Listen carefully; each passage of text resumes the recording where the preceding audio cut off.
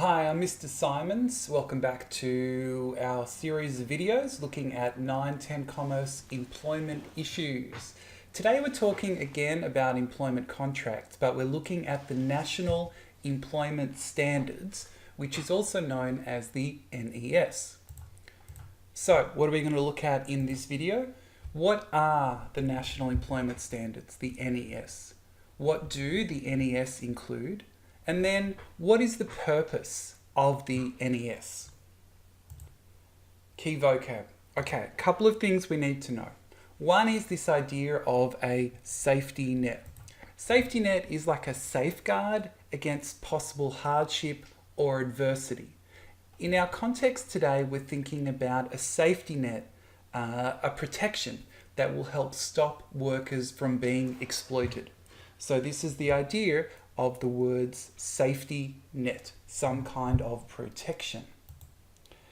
Okay, what are the National Employment Standards? Now, if you are hoping for a discussion about the classic video game console, the Nintendo Entertainment System, which I spent a lot of hours during my childhood playing, this is not your video. So you might want to find a different video that deals directly with the other NES. For our purposes, the NES works like this. Each employment contract contains a list of entitlements.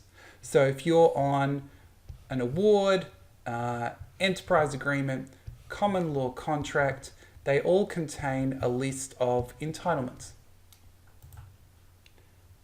And there will, missing word, there will be differences in entitlements based on your particular job or industry.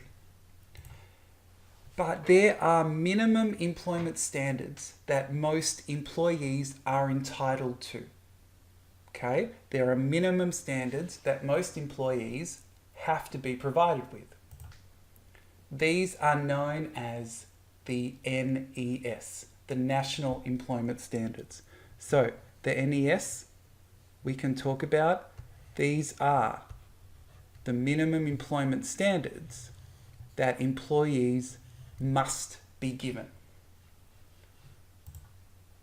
So, the NES.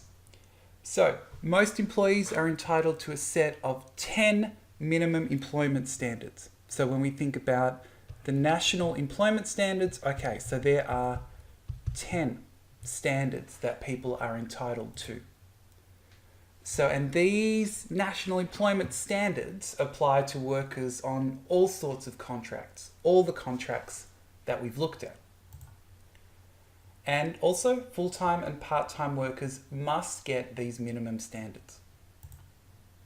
So, what does the NES include? Now, I don't like using the red pen here, so we're going to go black from here on in. Okay, so what does the NES include? So the NES includes these 10 things we can see up here. Okay, so the NES includes the maximum hours of work you should work, the maximum hours of work you should work each week, right? It also includes flexible working arrangements. It also includes parental leave, such as unpaid leave, parental leave, adoption leave. The NES also includes annual leave. It includes personal or carers leave and compassionate leave. So if something terrible happens in your life, that you're able to get leave. It also includes community service leave. So if you're doing things like voluntary emergency activities, if you're helping fight fires or you've got jury duty, well, then you have to be given that time. You can also get long service leave through the NES. So you get paid leave if you've been with the same employer for a long time. The NES also gives you the right to take public holidays. And remember, this would be unpaid for casuals because when they don't work, they don't get paid. The NES also gives you how long do you need to be told before you're fired. So here this is notice before you are fired. So that the employer can't just sack you that day. They have to give you notice. And the other thing is that you have to be given all this information. And that's this thing here. You have to be given all this information. So when we talk about the NES, this includes all of these things here. These are all of the minimum standards for most employees. Okay, so you might want to pause this, make sure you've got all 10 listed. So, why do we care about the NES? What is the purpose of the NES? Well, the National Employment Standards provide protections for employees, particularly lower skill and lower wage workers. So the idea is that the NES act as a safety net. So they catch or they protect the most vulnerable workers, the workers that are at most risk of being exploited.